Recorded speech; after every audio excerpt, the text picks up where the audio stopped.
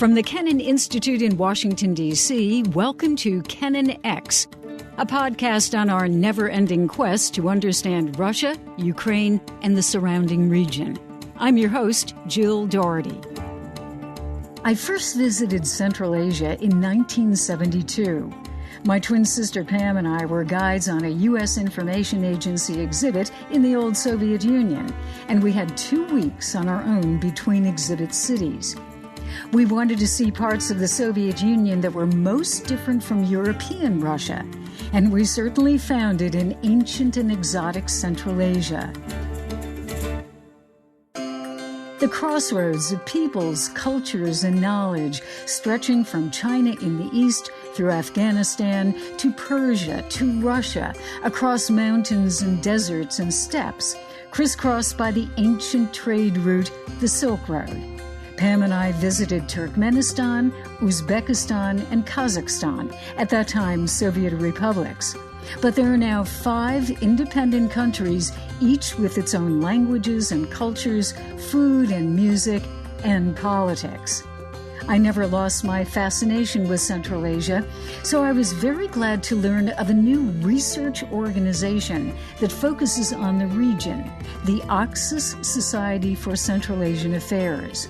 We're particularly interested in situating Central Asia within the rest of Asia, so emphasizing its connections with the east towards China, Japan, Korea, and to the south towards Afghanistan, India, Pakistan, rather than placing a particular emphasis, as is usually the case, on its relations with Russia. That's Edward Lemon, president of the Oxus Society based in Washington, D.C.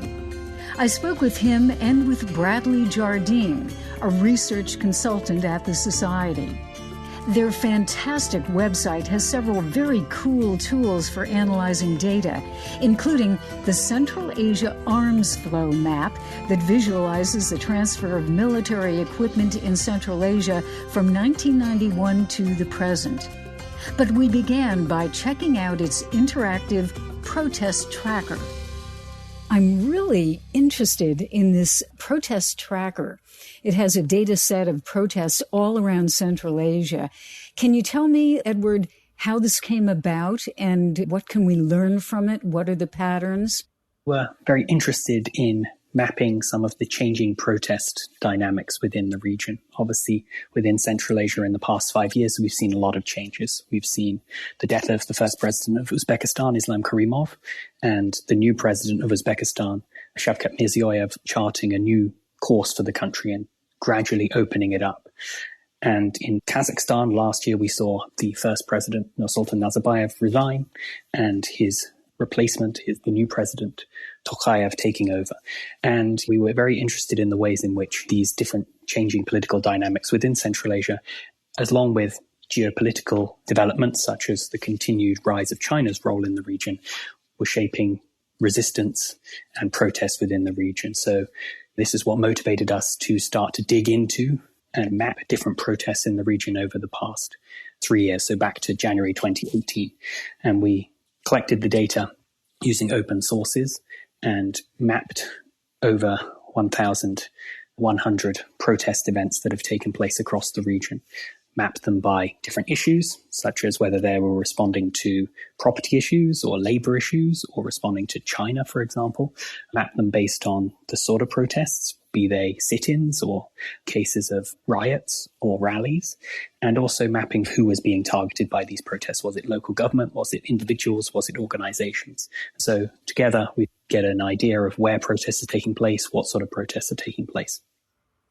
And physically, it's a very interesting site because I was clicking around on it and you can actually go to the map. You can find, let's say, a red mark, which denotes one particular type of protest. And if you click on that, you can actually go to the village where it's taking place. And then you have that entire list, as you mentioned, the reasons, when it started, et cetera. It's really fascinating. Bradley, you're a research consultant. When you use this, what are you looking for? Are you looking for discrete protests in certain places or bigger picture issues? A bit of both. We're taking into account by looking at local media sources. So we're using mainly Russian language sources, but also supplementing that with local languages, including Kazakh, Uzbek, Tajik as well. As you mentioned, we look at not only the specific villages and towns and localities in which the protests are taking place, but also the buildings. So this types in with the type of actor we're looking at. Oftentimes it's local governor's building, sometimes the office of the town mayor, or even individual factories where labour protests are taking place, or different facilities. We mentioned things such as anti-China protests. You'll see sometimes that there's unrest occurring outside, for example, a gold mine or some other form of extractive industry facility where the protesters are gathering. So you can really look at broader macro trends across the region. What's interesting as well is by mapping out the protests, you get a sense of the political geography of the countries. So not only are these protests concentrated in traditional urban spaces like the capitals, but a lot of them are taking place in small townships and villages as well, often connected with environmental issues. So we can really start to think about the geography of the countries, whether it's looking at urban-rural divides and traditional splits like that, or even looking at how environmental protests shape up across the region, kind of commonalities between the different regions where these protests are taking place. And then the data are coming from where you mentioned the media, but are there other sources? We're mainly using local media reporting, so local news outlets supplemented by Radio Free Europe's local language services. But we're also trying to use more new media, so social media accounts, and we're trying to track because there's a big gap between reporting on issues and what's being discussed in social media. So often the media has to take just sizable protests into account, things that are so-called newsworthy. But actually there's a lot of other protests taking place that often fall under the radar. So these are sometimes picked up by users on social media, and sometimes they're just not picked up at all. Looking at government-issued data for how many protests were registered in Kyrgyzstan last year, for example, we found that we've only mapped something like 20% in total. The total number that we've accumulated for a combination of local media reporting as well as social media accounts has only managed to flag up 20% of these. So we can create broad trends and a sense of what's going on in the region, but there's still a huge gap in available knowledge. Edward, if you look at the former Soviet space, you have 3 countries that are undergoing some type of conflict, either societal or perhaps actually kinetic conflict. Belarus, Nagorno-Karabakh, and Kyrgyzstan. Now, I'm presuming you're going to say that they are discrete individual cases, but do you see any similarity at all? And if you do not, what are the factors at play in Kyrgyzstan? Well, I think there are certain commonalities potentially between the case of Belarus and the case of Kyrgyzstan insofar as both of the protests that we've seen in Belarus and in Kyrgyzstan have been related to contested election results.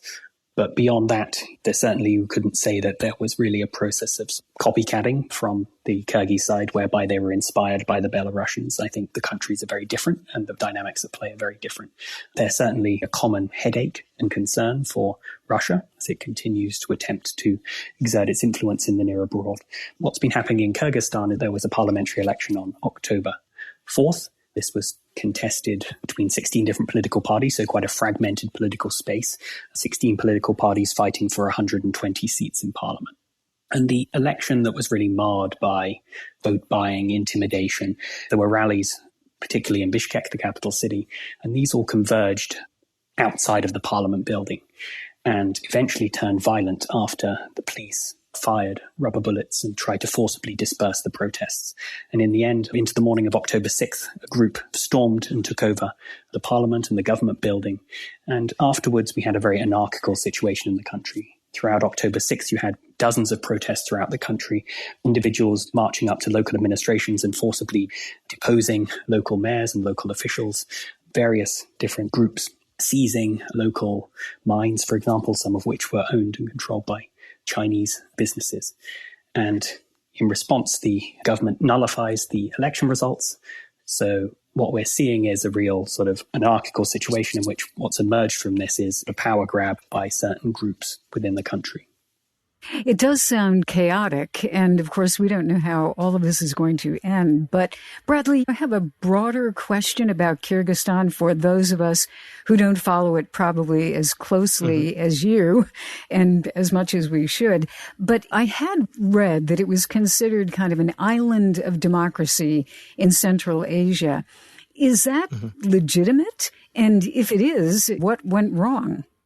I think there is certainly some truth to that. What I would say is, as Edward's pointed out, there's of course certain vested interests that seized the initiative with regard to these protests. So we've seen a lot of common past trends. We've seen a combination of looting, the seizure of assets by criminal interests. Even the outcome looks likely to result in the re-emergence of a solid state crime nexus in the country. However, there really has been a genuine democratic undercurrent in the political trajectory. I think the events of the past year have really brought this to the fore. One thing to bear in mind would be that all of this has taken place with the backdrop of COVID-19, which has really exacerbated the economic crisis and it's ravaged the country's healthcare system. So over the past year, you've really seen horrifying images of people dying in front of overcrowded hospitals. And these have spread on local social media. So there's been a lot of anger and public unrest about how the government has handled the crisis. It's been seen that there's been a weak state, and filling that void of weak governorship has been genuine re-emergence of civil society, whether it's volunteers, acting to sew PPE equipment, donating money to help people in need, and even just helping deliver medical equipment out to the provinces and so on. We've really seen this genuine grassroots movement that's really showed how robust civil society can be in Kyrgyzstan. There's also a big difference on previous years with the uprisings in 2005 and 2010, and that's with social media. The ready availability of YouTube, Telegram, Facebook, and other local media have really made mobilization much easier.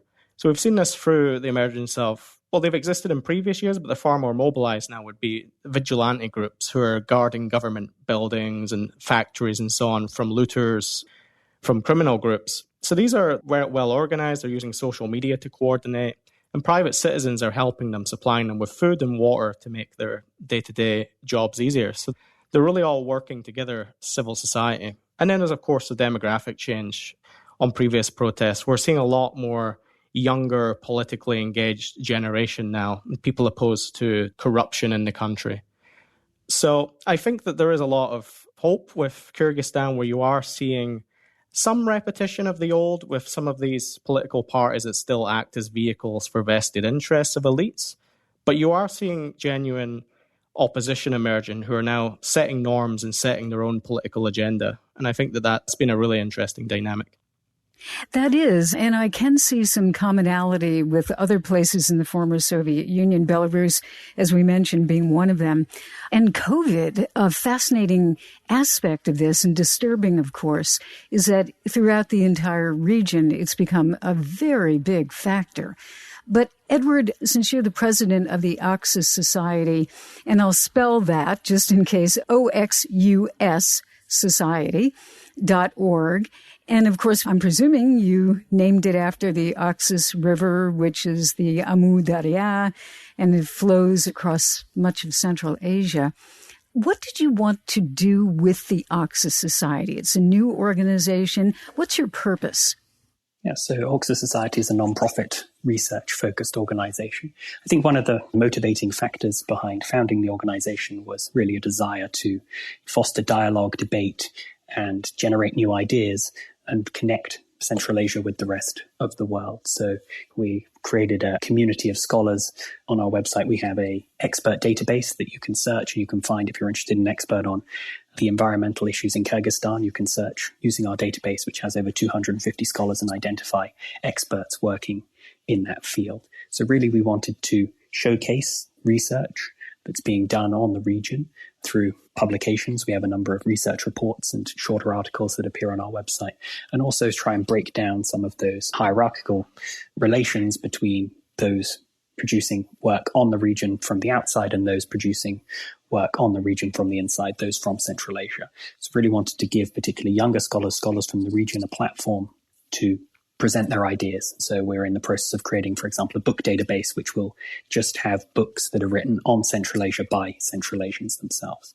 I think a second thing that we really want to do with the organization is to drive forward data-driven analysis and solution to the region's past and emerging problems and trends. So we've created the protest tracker being one example of that desire to collect data, original data, and then present it in interesting and visually appealing and useful ways. We've also created a map of arms transfers to the region, a map collected data on exercises, joint exercises, and we're in the process of creating another data set looking at migration.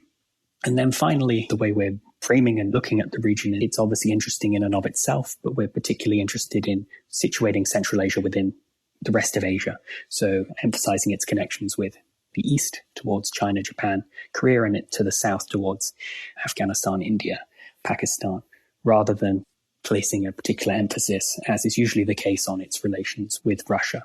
Those are obviously important, but the emerging, changing geopolitical landscape of the world as Asian powers reemerge, we're very interested in situating the region within those changing dynamics.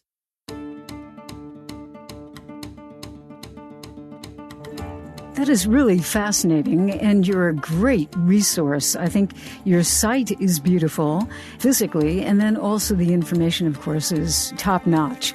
So congratulations on that, and thank you very much. Edward Lemon, President, Bradley Jardine, Research Consultant for the Oxus Society for Central Asian Affairs. Thank you. KennanX is a product of the Kennan Institute at the Woodrow Wilson International Center for Scholars in Washington, D.C. It's the Wilson Center's oldest program, founded in 1974 by George F. Kennan, American statesman, James Billington, historian and former Librarian of Congress, and historian S. Frederick Starr. Inspired by them, the Kennan Institute's mission is to improve America's understanding of Russia and the wider region. Thanks for listening.